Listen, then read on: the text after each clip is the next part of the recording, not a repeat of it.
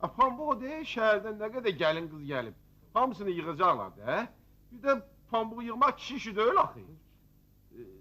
Kimsə nə vaxtsa buyurub ki, pambıq yığmaq kişi işi deyil.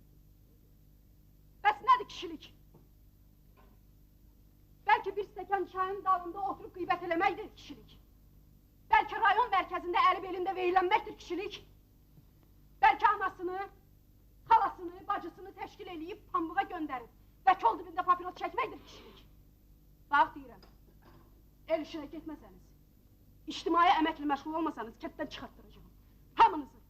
Bizim arvadlarımız işləyirlər. Qurban olasınız arvadlarınıza. Keçəydiz əskərlikdən mənim əlimə.